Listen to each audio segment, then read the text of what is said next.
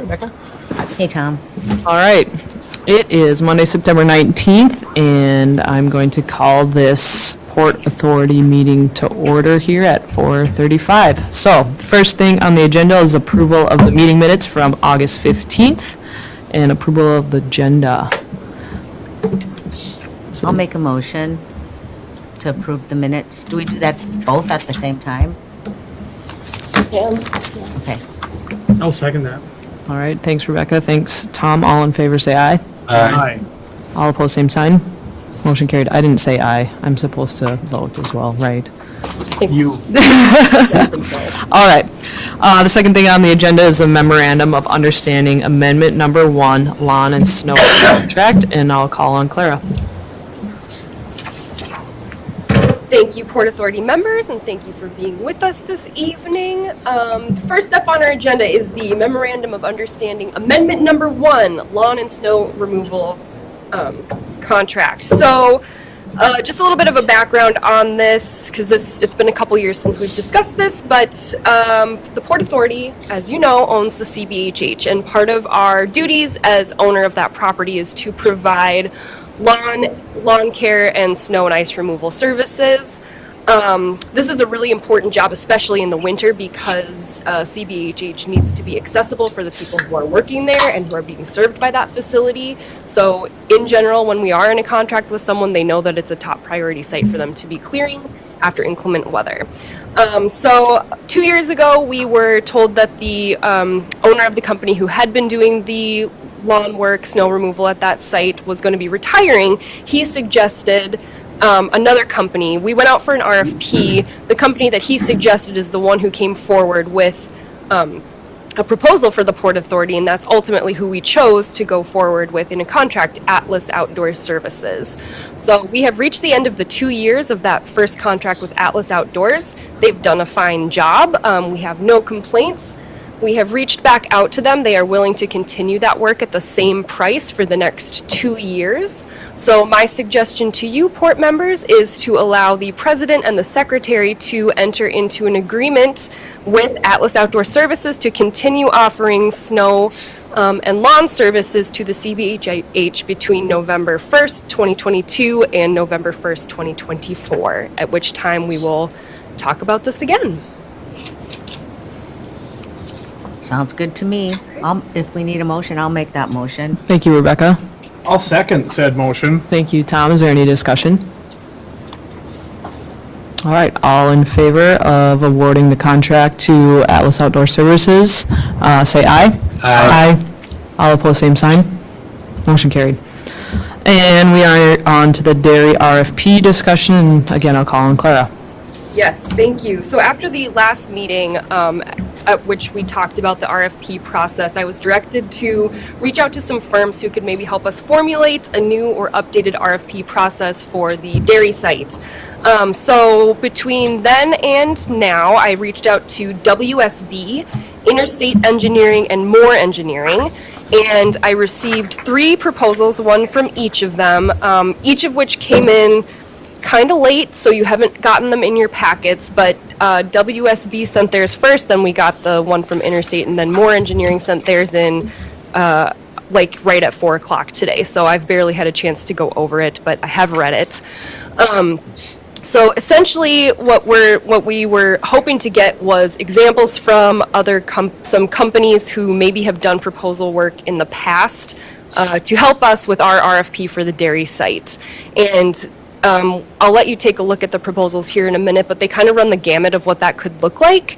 WSB has offered to update the RFP, like the document itself, and then have offered a staff person to hourly give us some direction as to markets that we could be tapping into, or how to reach developers directly to better engage of hopefully somebody who would want to come in and do something with that site. Similarly, Interstate Engineering's proposal is also offering insight into working with developers. They would help facilitate some of that discussion with developers to come up with what projects could look like, and helping us develop an RFP that would then request projects. Moore is the one that came in last, but it is the most all-encompassing, I would say. It is also the highest dollar amount, but they would really be running the entire RFP process. They did say that they would offer some wiggle room in the budget if we wanted to maybe do some of the RFP work ourselves, so do maybe a little bit more back and forth with their person instead of them just creating the RFP. So there could be some chance to take that dollar amount that they're working with down a little bit. But they would essentially run the whole process. They would even answer developer questions after the RFP has been out there. So really a full service spectrum that's being offered by Moore Engineering. So I'll maybe give you just a minute to look over these and then we can discuss.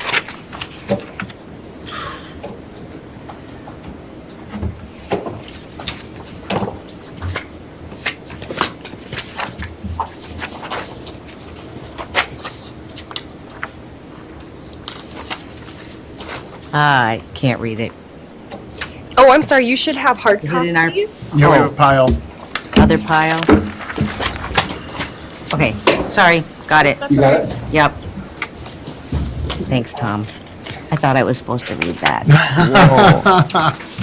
No, I can barely read. Let's see. So is this something that we're wanting to make a decision on right now? No, not necessarily, but maybe just getting a direction, and if we want to have further discussions with any of them, we could do that. So WSB isn't technically writing a new one. They're just updating what we already have. Correct.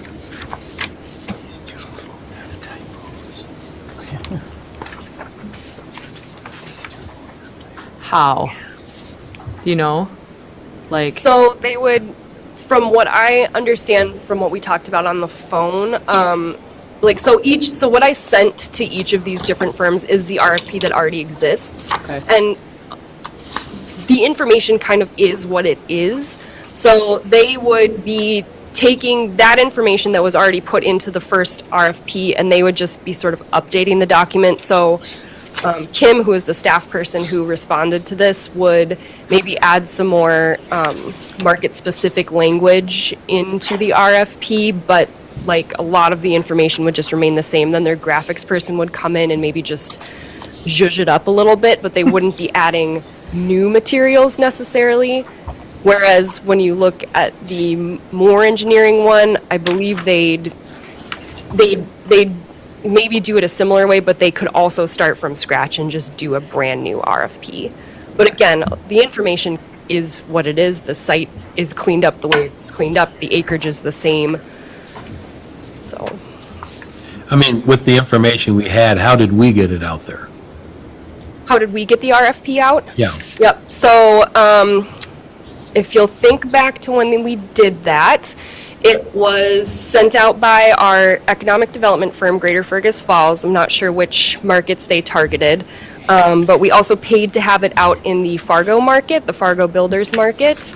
It was on the National Planning Association website, and then it was sent directly to local developers who we've had relationships with in the past. They're all very different proposals. Very different. And the Moore and Interstate state that they'll actually contact developers initially to get feedback on what's there, and then later to propose the plan directly, which I think has some merits. I don't know if I'm prepared to make a decision on it tonight because the dollar amounts are so different and the scope of service is so different. Perhaps. And I think you have to weigh kind of cost and benefit, right? So if it's 10 grand to get a really, really good product and a lot of assurance that something will come of it, that's good. Yeah. But Perhaps. Yeah. is there an assurance, you know? Right, How right. much of an assurance? It'd be nice to see a comparison of like, what are they offering here, you know, and Yeah, because they are vastly, I mean, not vastly, but they are very different, and the dollar amounts are very different. So perhaps, if you wanted to make like an executive summary and it just kind of, yeah, you know what I mean? Distill it for us a little bit and maybe during that process, you'll come up with questions for the firms that you can ask and then maybe bring something back to us. Sure, that was going to be my next question is, looking at these documents now, are there questions that you have about the services that they would be offering that I can then turn around and ask them? Do you have opportunity to get, there's I don't know what page we're on. A couple pages in, it has some examples of what this Tom from Moore Engineering did with Bemidji, Sartell, and Maple Plain, and just kind of get an idea of how that went and what kind of hits they got on that. Do we know from what Greater Fergus Falls sent out in the National Planning Association in the Fargo market from our original RFP where questions or things came from those three spots? Like the risks or Yeah, or like shortfalls they. did a ton of people from the National Registry hit us up instead of the Fargo market, or you know what I'm saying? Yeah, I do know what you're saying. We got nothing From the national one? from any of them. From any of them? What year was this went out? 2021. Okay, so that was right in the middle of the pandemic, too. Yeah, no one knew where things were gonna go. Well, it's just, I Yeah. mean, a lot of developers were kicking back because of materials were so high and everything else. I mean, Yeah. So, I mean, that might have been part of the reason why they didn't get anything back, because nobody was willing to come forward. I mean, we had this one downtown by the Shopko. I mean, that was all getting ready to go, and then all of a sudden, the cost of everything went through the roof. Yeah. People started backing out, so it's like, do we really need to put a boatload of money into it to try to put it out there again? And see now that the markets are picking up and they're doing a lot of buildings, I mean, even the guy with the mill, I mean, right now, from what I understand, everything's going out for bids on that, and the cost of construction really hasn't went down all that much, but for him, it's worth the investment, so maybe there's other developers out there where right now we're finally saying, okay, this is on the downswing, maybe we're willing to do, so how much money do we really want to invest, so. Go ahead, Rebecca. So I have a question, because at one time we talked about, do we know why we didn't get any RFPs? Was it because we didn't have enough information that they knew how to respond and that didn't pique their interest? Or because we didn't market it well enough? And so when I look at the Moore Engineering scope of work, they want us to spend a lot of money on a new RFP. But there's not a lot of money put in here for spending on marketing. And I know we have our new marketing person now, that will be helpful, but I also think sometimes it's just getting it in front of the right people. So I guess the question is, did we give them enough information? And did we market it well enough? And we don't know the answers to those questions. Plus, we didn't even have it zoned at that time. I mean, it was still RA, wasn't it? Or no, industrial. It was industrial, yep. And I think we've got it to, R4. okay, so it's ready for basically what we want to see go in there. Yep. Do we have developers with which we have, perhaps worked in the past or, can get referrals or something like that could just take a look at what we put out? So again, when we went through that process, we did reach out Okay. to we had Kevin Bartram, who's doing the mill Okay. project. He's a well-known developer. Yeah, yeah. He did look at it and Okay. he did give us Okay, so feedback. that's. And what did Well, he that's- say? I don't know what. His feedback was that it was good information, but that he wouldn't apply because he wasn't looking for new projects. But he But thought also- he thought it was a good, With a big project. yeah, Right. he thought it was a good RFP. Okay. And also in the interstate engineering one, and I don't know if the other ones, the second one is contact developers and to solicit any input, so. I think that's in all three of them, isn't it, to contact developers? I'm not sure that WSV covers that in Okay. theirs. I think that could be built into it. I think with the hourly rate of Kim, like if that's something we wanted her to do, she would do that for us. But that would then be over and above that $1,200 amount. The one other question I got is, I don't know if it was a problem back then, I don't know how much, if anything, has been corrected. We only have one entrance and exit on that property?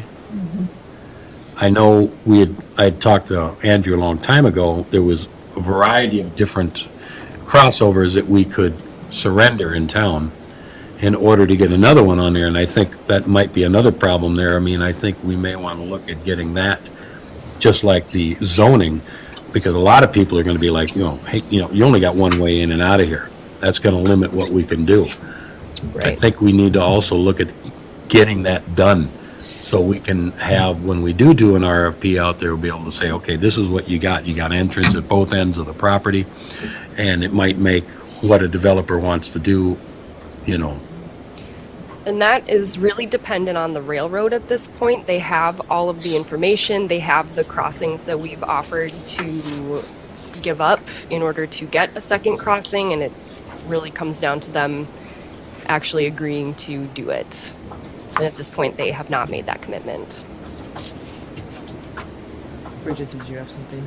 So since this is really pretty new, should we bring it back next time? We could look at some of that with the railroad and then, read through this in detail and see what else we can learn?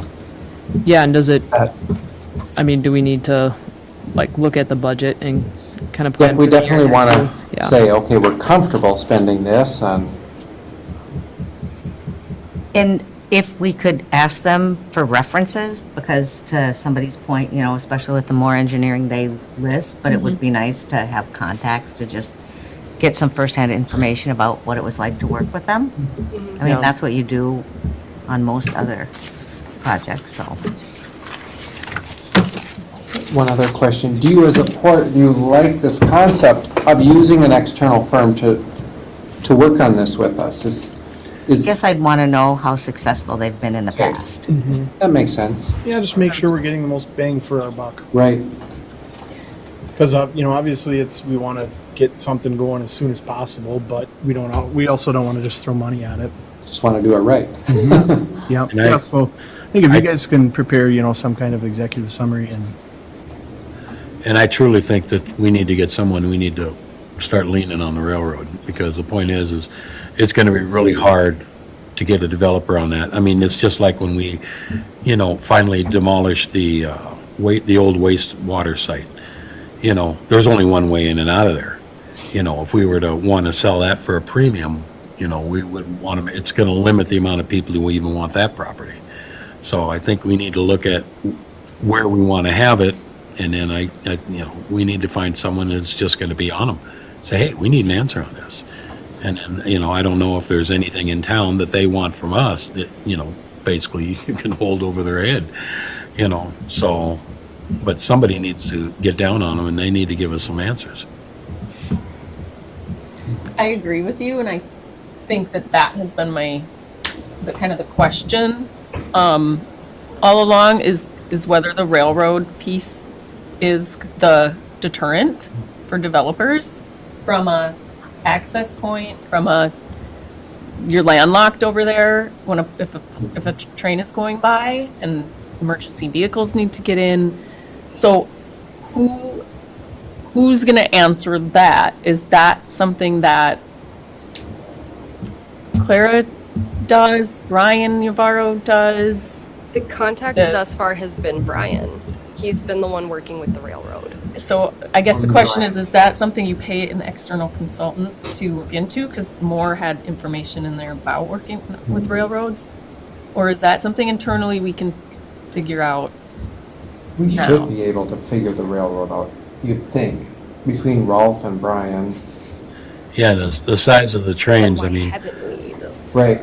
if you end up blocking one, you're gonna end up blocking them both at the same time, because it's not that large of a property. So we need a bridge. to There get you it. go. Well, we Essentially, need, right? I Tunnel. mean, if there's a bridge or an underpass. if that's the deterrent to getting did develop. I just don't feel like we've gotten a hard answer on like what